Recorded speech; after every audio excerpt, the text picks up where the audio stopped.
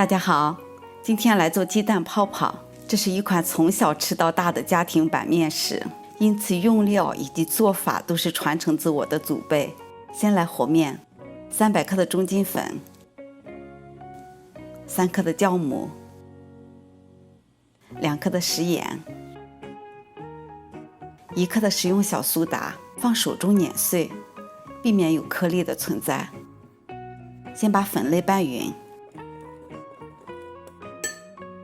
鸡蛋的用量1个、2个、3个都可以，我用了3个。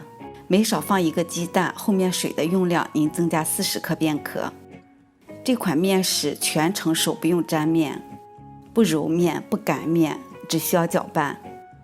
它跟油条有一些相似，但是做法比油条要简单很多。拌到这种絮状，180克的水开始少量多次的加入，边倒边搅拌。搅拌成团，不需要到光滑的状态。静置10分钟，给食材一个自溶的时间。10分钟之后再来搅拌，顺时针快速的搅拌3分钟左右。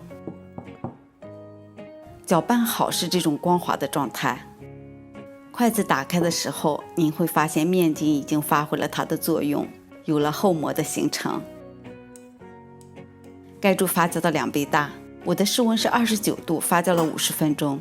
你也可以晚上做好，密封后放冰箱冷藏，隔夜发酵，早上取出来再来炸，是很快手的一款早餐主食。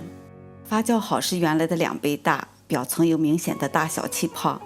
加入少量的葱花，在咸香味的基础上再多一道葱香味，从底部翻上来搅拌。这个时候您可以看到嫩部其实已经发酵到蜂窝状。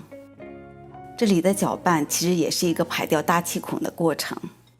这次搅拌不要顺着一个方向用力搅拌，避免面团上劲。我们要保持它的蓬松感。锅中加油，中火加热。这是1碗凉水，勺子先沾水，碗壁轻磕掉多余的水珠。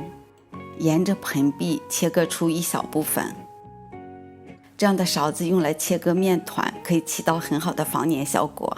油温4-5成热的时候放进去，第一个面团用来测试。当它浮起来，周围开始有大量的小气泡时，调小火，依次放入第2个、第3个。炸的过程中多翻面。这样的做法形状不会整齐划一，而是千姿百态，各不相同。享用这款面食时，家里的小朋友会围一桌，凭借模糊的形态展开自己丰富的想象，把它们想成各种动物、植物或者自己喜欢的玩具，开始津津乐道的边吃边讨论。炸到表层金黄便可，刚出锅表层是酥脆的，随着温度的降低，表层会越来越软。这是常温下的，掰开，内部是我们想看到的，满满的气孔，很暄软。从炸的那一刻起，香味就飘满了整个厨房，久久不能散去啊！因此家乡人对它的称谓是像是个大。我是小敏，喜欢我的视频可以关注我或者给我一个赞。有什么想告诉我的，你可以在评论区留言，谢谢。